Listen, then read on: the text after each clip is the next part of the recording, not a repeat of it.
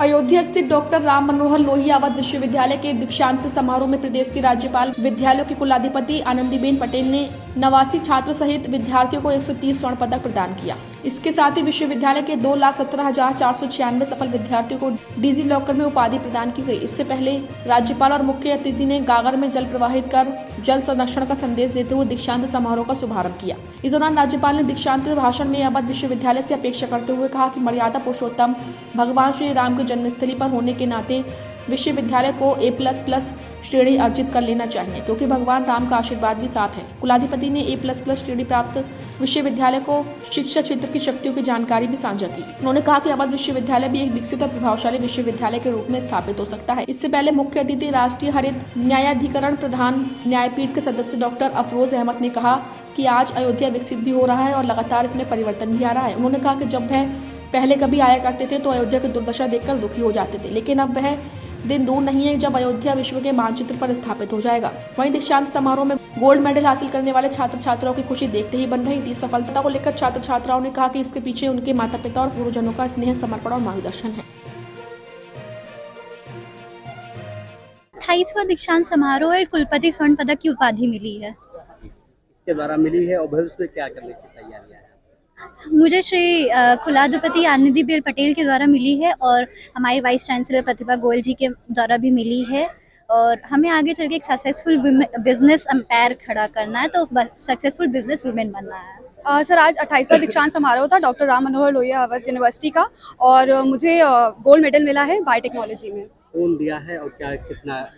Sir, governor ने मुझे दिया है, आनंदीबेन पटेल के थ्रू मुझे ये गोल्ड मेडल मिला है। सर, तो भविष्य में आगे क्या करेंगे? सर, मैं साइंटिस्ट बनना चाहती हूँ और देश के लिए कुछ अच्छा करना चाहती हूँ। और आज राज्यपाल ने एक अलग की बात बोली है, राज्यपाल ने हमको ये सारी चीज़ें बताई कि जो नर्मदा डैम प्रोजेक्ट बन रहा था, जो इसके ऊपर काम हो रहा था, उसके थ्रू कैसे गुजरात के कई ज़िलों में और कई लोगों के घर पे पानी पहुंचा, नर्मदा का स्वच्छ पानी और टैंकर की जैसी जो चीज़ें थी वो बंद हुई। तो इससे बहुत प्रेरणा मिलती है कि हमारे जितनी भी हमारे देश की नदियाँ हैं वो साफ रहे, स्वच्छ रहे और जनजीवन सुरक्षित रहे। सर, ये धरती वो धरती है जिसके बारे में जितना भी कहा जाए वो कम साबित होगा।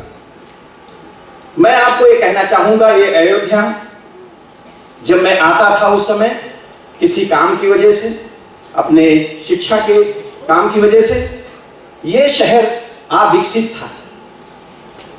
लेकिन आज मैं जब आप प्यारे छात्रों के बीच में खड़ा हूं, मैं महसूस कर रहा हूं कि मेरा अयोध्या बदल चुका है, बदल रहा है। और इसका श्रेय मैं माननीय प्रधानमंत्री जी को, नरेंद्र भाई मोदी साहब को, उत्तर प्रदेश शासन को, महामहिम राज्यपाल को देना चाहूंगा कि ये उत्तर प्रदेश की गुड गवर्नेंस की बात है कि आज ये अयोध्या एक विकसित शहर की श्रेणी में खड़ा होगा। ये अयोध्या पूरी दुनिया के नक्शे पर एक धार्मिक शहर के रूप में, एक सांस्कृतिक शहर के रूप में और भगवान राम की नगरी के रूप में एक अपना स्थान बना चुका है और ये बनाएगा। लखनऊ में लखनऊ यूनिवर्सिटी है जिसको नेट में A++ प्राप्त हुआ है। NRI में भी 200 से 250 के बीच में उसका रैंकिंग आया है। और इतने काम किए हैं वे लोगों ने कि जिसकी वजह से आज UGC द्वारा उसको कैटेगरी 1 में नामित किया गया है।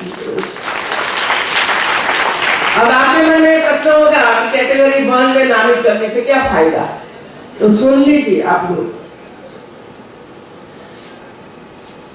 एक तो पहला एक दर्जा जब प्राप्त होता है ना, तो एकेडमिक और एडमिनिस्ट्रेटिव ऑटोनॉमी प्राप्त होती है। जो निर्णय यूनिवर्सिटी करना चाहती है, न स्टेट गवर्नर के पास जाना पड़ेगा, न सेंट्रल के पास जाना पड़ेगा, अपना काम अपने तरीके से करते रहेंगे।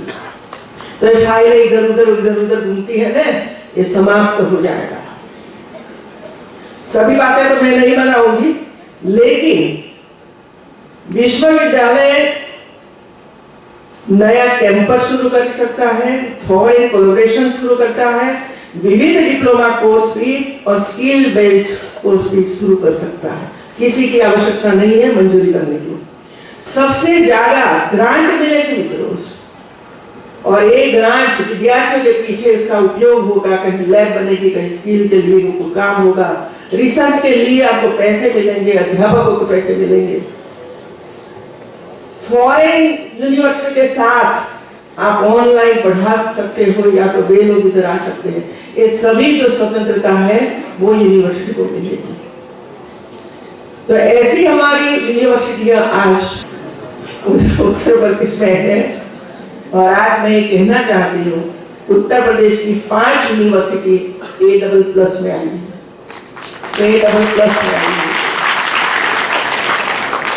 2 यूनिवर्सिटी A+ में और एक टेक्निकल यूनिवर्सिटी ने A ग्रेड प्राप्त